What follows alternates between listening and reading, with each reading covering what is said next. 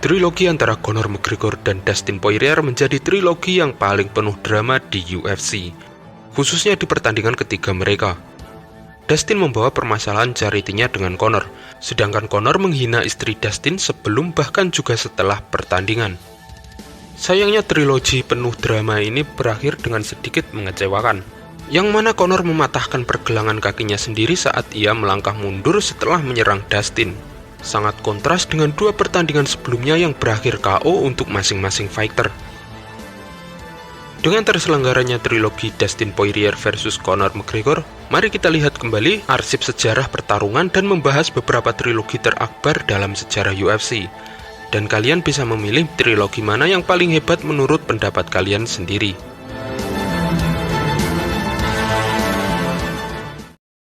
Dominick Cruz versus Urijah Faber.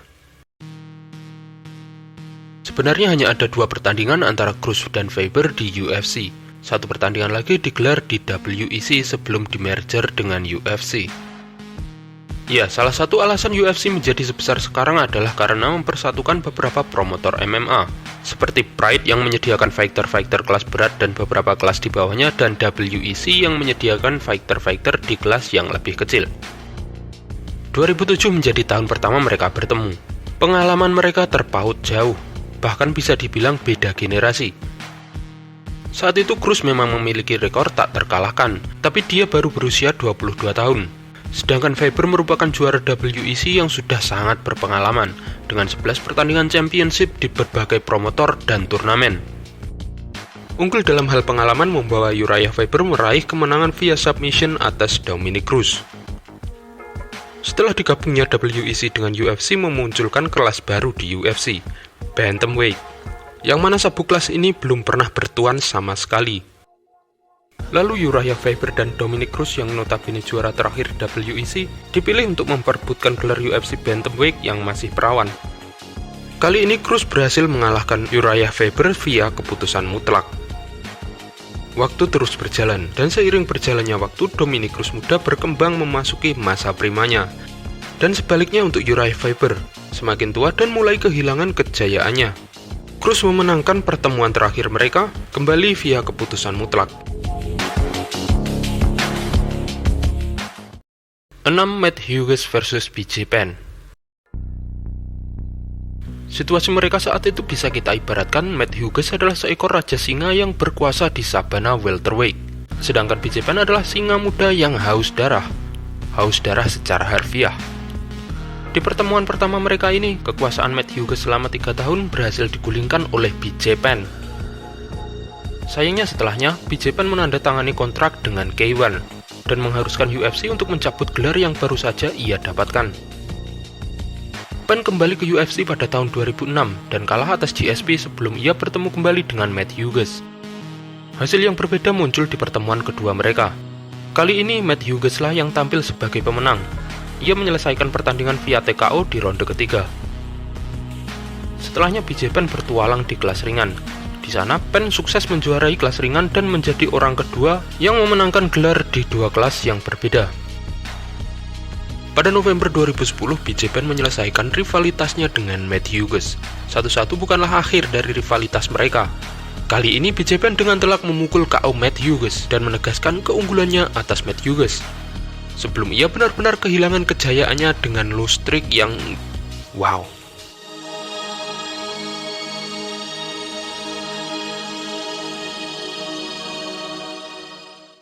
Lima. Matt Hughes versus George St. Pierre. Pada pertemuan pertamanya dengan Matt Hughes, bakal juara kelas welter dan GOAT status GSP baru berusia 23 tahun, dengan hanya 7 pengalaman pertarungan profesional dan pertandingan ketiganya di UFC. Saat itu GSP memang menghebohkan publik dan menjadi hype train setelah 2 kemenangannya di UFC. Tapi bagaimanapun dia adalah seorang 23 tahun yang berhadapan dengan juara welterweight. Pertandingan yang sedikit dipaksakan itu pun berakhir dengan kemenangan mudah untuk Matt Hughes via submission armbar. Setelahnya George memenangkan 5 pertandingan setelah pertandingan tersebut dan bertemu kembali dengan Matt Hughes 2 tahun berselang. Belajar dari kesalahan kali ini, George tidak mau beradu gulat dengan Matt Hughes. Rencananya berjalan baik dan ia sukses mengalahkan Matt Hughes dan menjadi juara kelas welter UFC. Sayangnya GSP kehilangan gelar di title defense pertamanya atas Matt Serra. Setelah mengalahkan Josh Koscheck, ia menerima tantangan Matt Hughes untuk gelar interim welterweight, langsung di dalam oktagon di hadapan Matt Hughes dan tim cornernya. Kali ini GSP menegaskan bahwa dirinya adalah petarung yang lebih hebat dari Matt Hughes, dengan mengalahkannya menggunakan gulat yang menjadi spesialisasi dari Matt Hughes. Dan begitulah triloginya berakhir. Kemudian GSP merebut kembali gelar welterweight dari Matt Serra, title defense, pensiun dari welterweight, dan mengakhiri karirnya dengan epic dengan sebuah sabuk middleweight.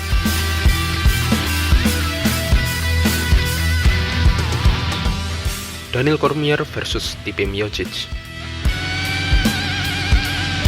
Kalian mungkin masih ingat trilogi ini, karena trilogi ini baru beberapa tahun lalu dimulai dan berakhir pada Agustus 2020. Sebelum pertandingan pertama mereka, DC dan Miocic sebelumnya bertemu sebagai pelatih untuk The Ultimate Fighter 27. Stipe Miocic memiliki jumlah title defense terbanyak dalam sejarah kelas berat UFC, dan DC yang sedang memegang sabuk light heavyweight memilih untuk menambah berat badan untuk merebut sabuk orang lain. Dan seperti yang kita tahu, DC berhasil menjadi orang kedua yang menjuarai dua divisi yang berbeda dalam satu waktu, setelah Conor McGregor. Setelah DC mempertahankan gelarnya melawan Derrick Lewis, DC memberikan kesempatan untuk Miocic mendapatkan rematch yang ia pantas. Keadaan berbalik di pertandingan kedua mereka. Stipe memukul KO DC dan merengkuh kembali sabuk kelas berat untuk yang kedua kalinya. Miocic menjawab tantangan DC untuk menyelesaikan rivalitas mereka. Pertandingan digelar dan kali ini Miocic mengalahkan DC via keputusan mutlak dan mengakhiri trilogi dengan 2 kemenangan untuknya dan 1 kemenangan untuk DC. Sayangnya trilogi ini sedikit tercemar dengan insiden eye poke dari kedua belah pihak.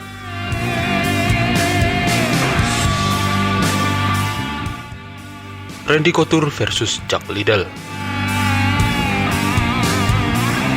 Dua UFC Hall of Famer The Iceman Chuck Liddell dan The Natural Randy Couture sampai hari ini tetap menjadi dua nama paling dikenal dalam sejarah MMA.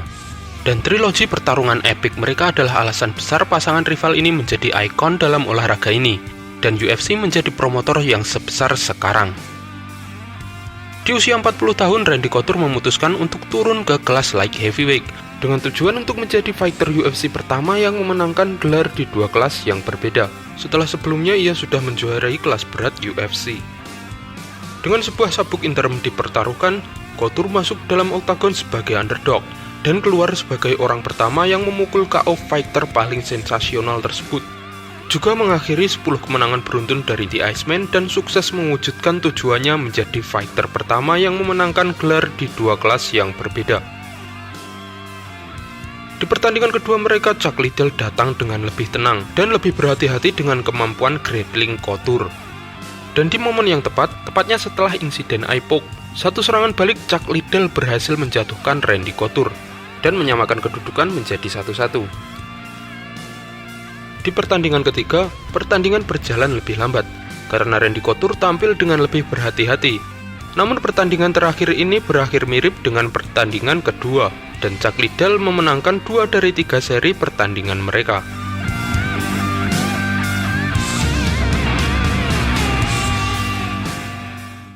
Cain Velasquez versus Junior Dos Santos. Cain Velasquez, fighter heavyweight favorit saya, dan JDS, juga fighter heavyweight favorit saya nomor 2. Karena keduanya adalah fighter heavyweight yang skillful dan berbeda dengan heavyweight zaman sekarang yang lebih banyak mengandalkan power. Maksudku, keduanya punya power, dan keduanya juga punya sesuatu yang istimewa pada zamannya. JDS dengan kecepatannya, Velasquez dengan power dan ground and pound ala AKA, klub yang sama dengan Khabib dan DC. Pada title defense pertama untuk Cain Velasquez setelah merebut sabuk milik Brock Lesnar, ia harus kehilangan gelarnya tersebut. Junior Dos Santos yang datang sebagai penantang berhasil merebut sabuk kelas berat UFC dari pinggang Cain Velasquez, dan era Velasquez JDS dimulai. 2011, 2012, 2013 menjadi era di mana mereka berdua menguasai puncak ranking kelas berat. Selama tahun-tahun itu mereka bertanding masing-masing 5 kali. 3 kali bertarung satu sama lain dan 2 kali bertarung dengan fighter lain di sela-sela trilogi mereka. Pukulan keras, ground and pound, dan pertarungan berdarah tersaji lengkap di trilogi ini. Pertandingan ini sangat layak untuk kalian tonton ulang, karena trilogi ini benar-benar seseru itu. By the way, trilogi ini berakhir dengan kemenangan 2-1 untuk Cain Velasquez.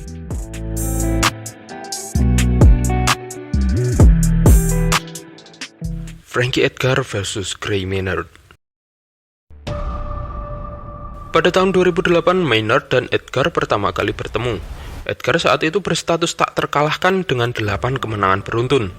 Sedangkan Maynard adalah salah satu peserta The Ultimate Fighter 5 yang gugur di semifinal setelah kalah dari Nate Diaz. Maynard lebih dulu mencatatkan kemenangan dan memberikan kekalahan pertama untuk Frankie Edgar.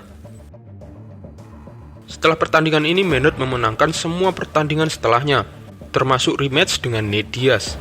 Hingga akhirnya Maynard bertemu kembali dengan Frankie Edgar yang saat itu sudah menjadi juara kelas ringan. Pertandingan balas dendam Edgar itu berlangsung sengit, dan di luar dugaan pertandingan berakhir draw. Pertandingan ulang pun langsung dijadwalkan. Maynard hampir mendapatkan Edgar di ronde pertama. Dengan tubuh yang goyah, Edgar berusaha keras untuk bertahan, sampai ia bisa mencatatkan salah satu comeback terbaik sepanjang sejarah UFC.